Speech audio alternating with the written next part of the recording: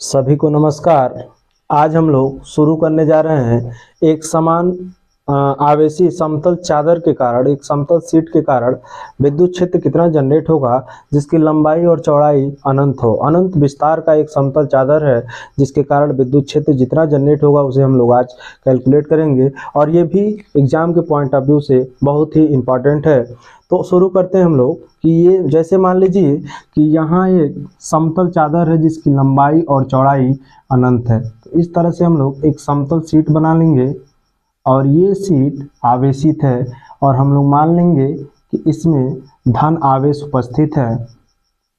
मान लीजिए इसमें धन आवेश उपस्थित है और धन आवेश की प्रॉपर्टी होती है कि वैद्युत बल रेखाएं जो होती हैं वो प्लस से निकल करके माइनस की तरफ मूव करती हैं, जाती हैं।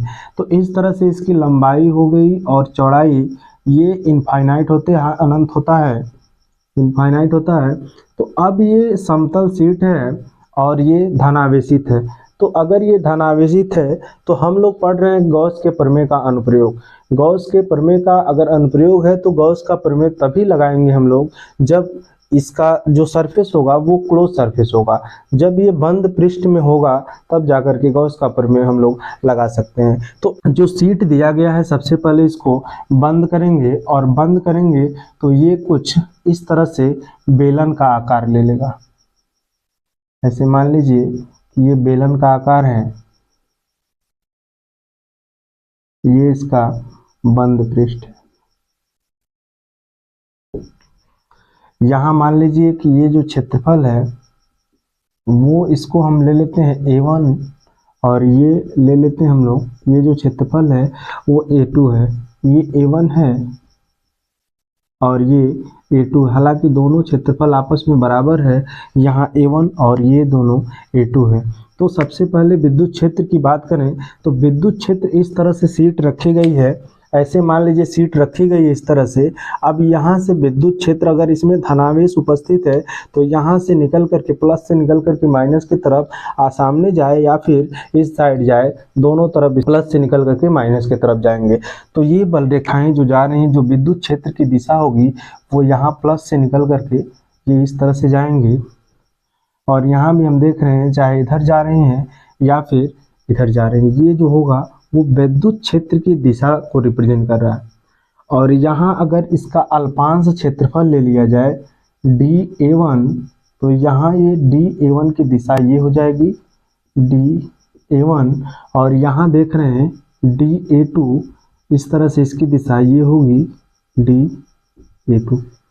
तो अब यहाँ विद्युत क्षेत्र E और dA तथा विद्युत क्षेत्र E और dA2 के बीच का जो कोण है 0 डिग्री यहाँ भी होगा और 0 डिग्री यहाँ होगा, क्योंकि ये दोनों लाइन इंटरसेक्ट नहीं कर रही हैं तो इन दोनों के बीच का कोण होगा 0 डिग्री।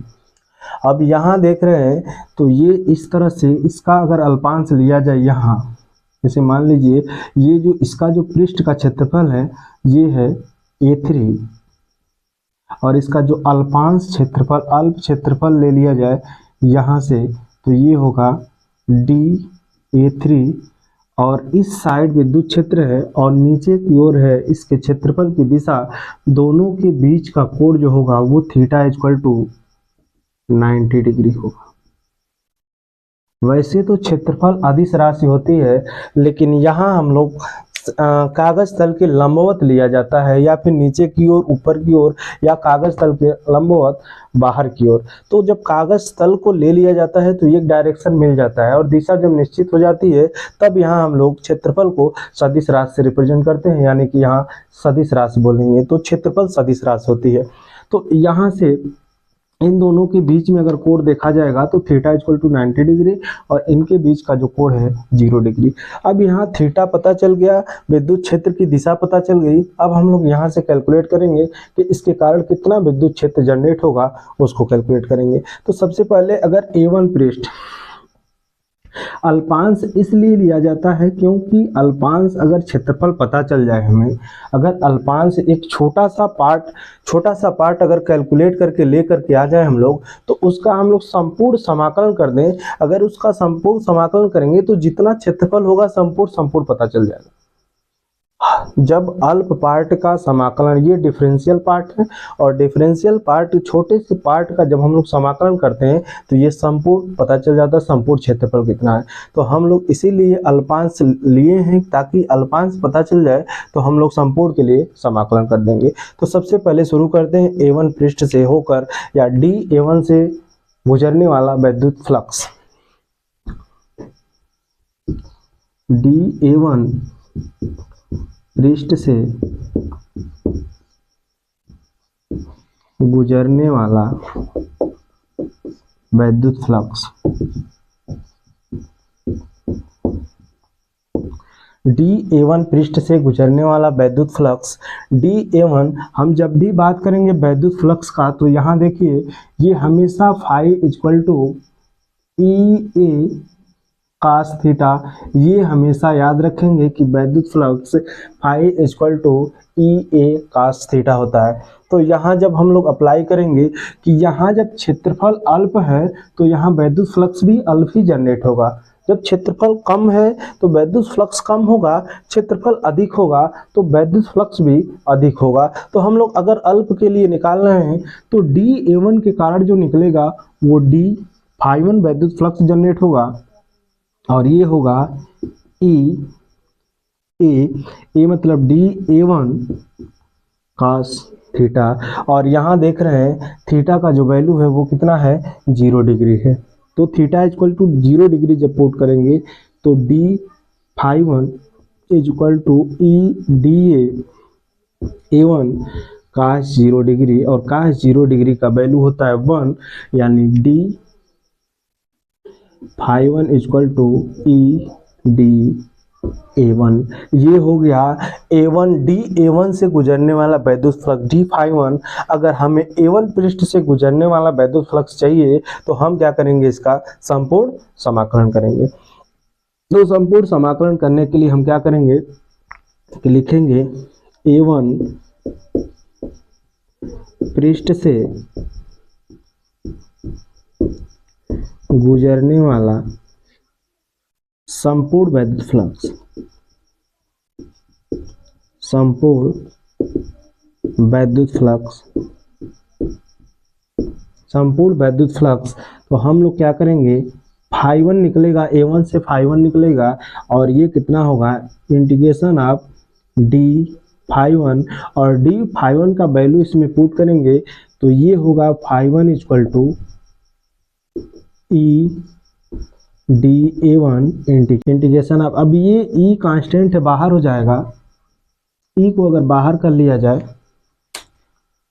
तो ये मिलेगा phi one equal to integration of dA1। यहाँ समाकलन हम लोग पढ़ रहे हैं, तो ये समाकलन देख रहे हैं कि यहाँ 1 dA1 है, dA1 बताता है समाकलन, ये समाकलन का चिन्ह है, और ये A1 बता रहा है कि ये A1 के सापेक्ष समाकलन हो रहा है, और किसका हो रहा है, 1 का। अगर 1 का समाकलन होगा, जिसके सापेक्ष किया जाता है 1 का समाकलन, वही होता है। तो A1 का समाकलन हो रहा है, 1 का समाकलन A1 के सापेक्ष हो रहा है, तो फाई1 इक्वल टू कितना मिलेगा, E इंटू A1, और A1 क्या है, इसका क्षेत्रफल है। हम मान लेंगे ये जो A1 है वो इसका जो पृष्ठ का क्षेत्रफल है स्मॉल a है, तो फाई1 इक्वल टू हम लोग लिखेंगे E इंटू स्मॉल a। इसी प्रकार सिमिलरली, इसी प्रकार अगर लिखें हम लोग कि फाई2 पृष्ठ से गुजरने वाला या A2 पृष्ठ से गुजरने वाला वैद्युत फ्लक्स फाई2 इक्वल टू कितना होगा, phi two equal to E into A, ये फाई2 की वैल्यू होगी। अब आगे हम लोग तीसरे की बात करें, फाई3 की अगर बात करें तो यहाँ से देख रहे हैं अगर dA3 निकालें कि dA3 से गुजरने वाला वैद्युत फ्लक्स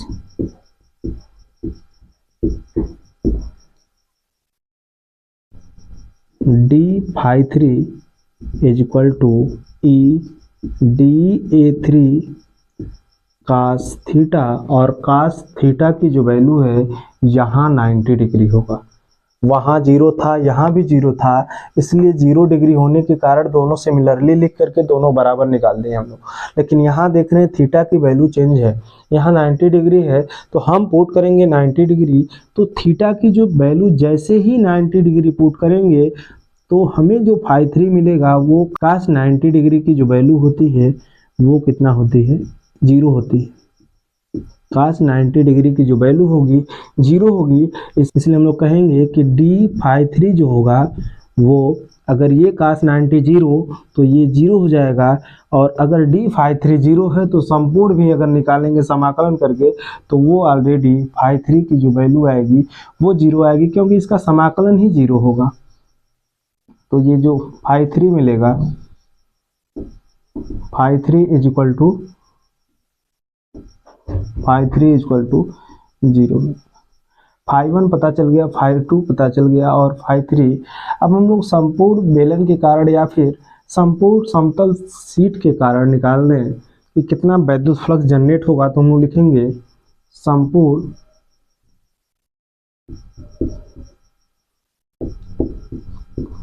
समतल चादर या शीट के कारण वैद्युत फ्लक्स,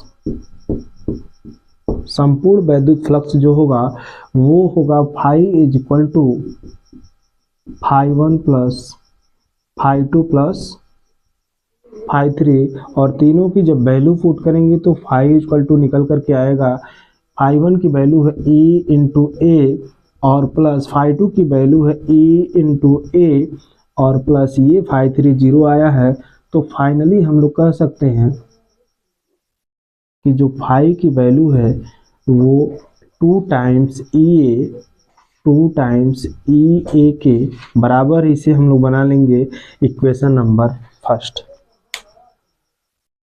आगे हम लोग जैसे ही फाई मिलता है हमेशा से जैसे करते आए हैं, जैसे उस दिन किए थे अनंत लंबाई के, इसके पहले क्लास में हम लोग किए हैं अनंत लंबाई के आवेशित तार के कारण जो विद्युत फ्लक्स जनरेट किए थे, उसके बाद गॉस का प्रमेय लगाए थे। यहाँ भी जैसे फाई आएगा हम लोग गॉस के प्रमेय का, क्योंकि अनुप्रयोग है तो इसलिए गॉस के प्रमेय का उपयोग तो किया जाएगा इसमें, तो हम लोग उपयोग करेंगे। इसके बाद गॉस के प्रमेय से फिर तुलना करते हैं। तो आगे अगर हम लोग लिखें कि गॉस के प्रमेय से, गॉस के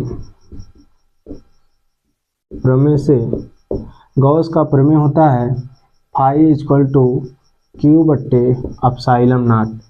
किसी बंद पृष्ठ के अभिलंबवत गुजरने वाले वैद्युत फ्लक्स उस पृष्ठ में उपस्थित नेट आवेश या कुल आवेश का 1/एप्सिलॉन नॉट गुना होता है, और ये एप्सिलॉन निर्वात में विद्युतशीलता होता है, जिसका वैल्यू होता है 8.85 × 10⁻12। तो इसे हम लोग बना लेंगे समीकरण नंबर 2, और तुलना कर देंगे कि equating equation first and second, समीकरण 1 तथा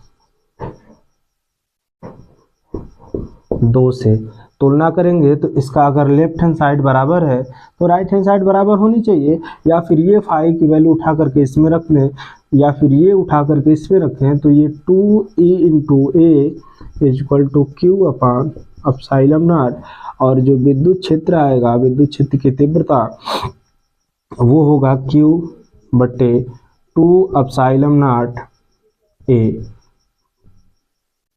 अब यहाँ यहीं भी छोड़ सकते हैं, और आगे अगर पृष्ठीय आवेश घनत्व में लिखना चाहें तो हमें पता है कि ये जो सिग्मा होता है पृष्ठीय आवेश घनत्व, तो एकांक क्षेत्रफल में उपस्थित आवेशों की संख्या पृष्ठीय आवेश घनत्व कहलाता है। एकांक क्षेत्रफल में उपस्थित आवेशों की संख्या पृष्ठीय आवेश घनत्व कहलाता है। इसे हम लोग सिग्मा से प्रदर्शित करते हैं। तो सिग्मा से प्रदर्शित करते हैं, जहां Q अपान A है वहां हम लोग लिख सकते हैं सिग्मा, जिसे हम लोग कहते हैं पृष्ठीय आवेश घनत्व। तो यहाँ Q बट्टे A की जगह पर लिख सकते हैं E equal to sigma upon 2 epsilon naught. ये बहुत ही इम्पोर्टेंट है, इसे एकदम लर्न करना है। इस पर डायरेक्ट न्यूमेरिकल भी पूछा जाता है कि Q अपान एक समतल शीट के कारण, समतल प्लेट के कारण, चादर के कारण कितना विद्युत क्षेत्र जनरेट होता है, वो Q अपान 2 एप्सिलॉन नॉट होता है। इस तरह से ये सिंगल सेट था। ऐसे ही डबल सेट भी पूछा जाता है कि दो समांतर प्लेटें इस तरह से रखी जाती हैं तो इसके कारण कितना विद्युत क्षेत्र जनरेट होगा। तो आप लोग हमेशा याद रखेंगे कि एक सीट के कारण सिग्मा अपान 2 एप्सिलॉन नॉट है।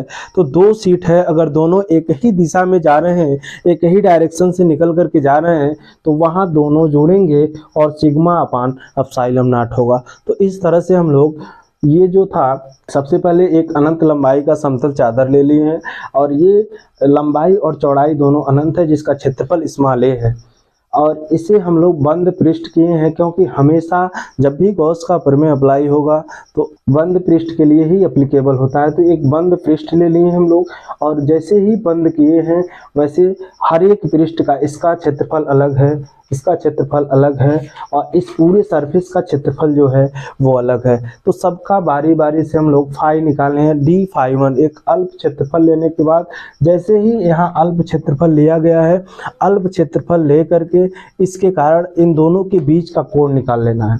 बीच का कोण कितना डिग्री है, अगर ये पता चल जाएगा तो हम लोग क्या करेंगे कि उस अल्प क्षेत्रफल यानी कि DA1 पृष्ठ से गुजरने वाला विद्युत फ्लक्स कितना होगा वो निकाल करके थीटा की वैल्यू पुट करने के बाद जितना आएगा उसका, अगर A1 पृष्ठ, ये DA1 अल्प पार्ट था और पूरा पृष्ठ जो है A1 पार्ट है, A1 से गुजरने वाला जो विद्युत फ्लक्स होगा, हम D फाई 1 का अगर हम लोग समाकलन कर दें तो संपूर्ण पृष्ठ फाई 1 निकल करके आ जाएगा। तो हम इसका समाकलन करेंगे और समाकलन यहाँ देख रहे हैं कि ये D फाई 1 की वैल्यू पुट करेंगे, DA1 और E बाहर हो जाएगा, कांस्टेंट है इसके लिए बाहर हो जाएगा, वो वेरिएबल नहीं है। तो ये बाहर होने के कारण जैसे 1 बचेगा इसका समाकलन DA1 होगा। और इसका समाकलन और थोड़ा सा अच्छे से समझना चाहें तो हम लोग यहाँ समझ सकते हैं,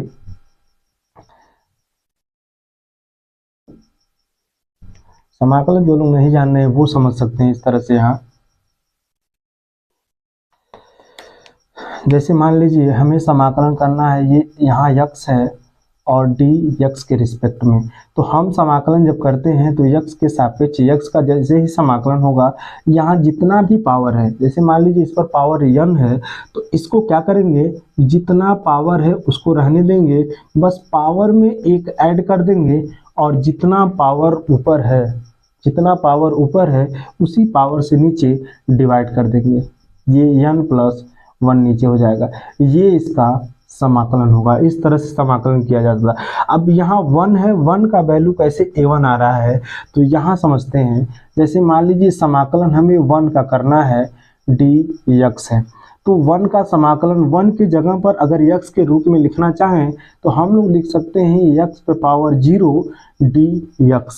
x पे पावर 0 क्यों लिख रहे हैं, क्योंकि हमेशा किसी पर भी पावर 0 हो जाए, कोई भी वेरिएबल है, कांस्टेंट है, उस पर पावर अगर 0 है तो उसकी वैल्यू ऑलवेज 1 होती है।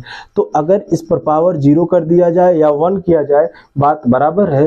तो हम लोग क्या करेंगे, x को x के रूप में लिखने के लिए 1 को x पे पावर 0 के फॉर्म में लिखे हम लोग। अब हम क्या करेंगे, इस पर पावर जितना है, x पे पावर 0 है रहने देंगे, इस पर पावर 1 ऐड करेंगे और जितना पावर ऊपर है उतना ही नीचे लगा देंगे। तो ये कितना निकल करके आएगा, नीचे 1 है उसकी वैल्यू तो ऑलरेडी 1 ही है और ऊपर लिख सकते हैं x पे पावर 1 दैट इज 1। तो हम लोग कह सकते हैं कि ये जो जिसके रिस्पेक्ट में समाकलन किया जा रहा है वही इसकी वैल्यू निकल करके आ रही है। तो इसीलिए हम डायरेक्ट किए हैं कि A1 है, 1 है, जिसके सापेक्ष समाकलन हो रहा है वही उसकी वैल्यू A1 पुट होगी, वही निकल करके आएगी। तो यहाँ A1 होगा और A1 क्षेत्रफल पृष्ठ का है, तो हम मान लिए हैं कि जो A1 A2 है पूरे पृष्ठ का जो क्षेत्रफल है वो स्मॉल a के बराबर है, क्योंकि एरिया है स्मॉल a मान लिया गया है जो समतल शीट का है, स्मॉल a के बराबर। इसी प्रकार अगर कोड चेंज नहीं हो रहा है, वैल्यू समान है, तो इसी प्रकार φ2 = ये निकल जाएगा। आप चाहे तो इसी प्रकार ना लिखे तो ऐसे ही समाकलन करके इस तरह से निकाल सकते हैं, थोड़ा बड़ा होगा। तो और हम क्या करेंगे, जैसे इस तरह से इसको निकाले हैं इसी प्रकार यहाँ पर DA3 भी निकालेंगे। D φ3 निकल जाएगा। φ3 निकालने के लिए हम क्या करेंगे, संपूर्ण समाकलन करेंगे। लेकिन यहाँ देख रहे हैं डी फाई 3 0 है, तो फाई 3 का कितना बार समाकलन किया जाए वो सारा का सारा वैल्यू 0 ही आएगा।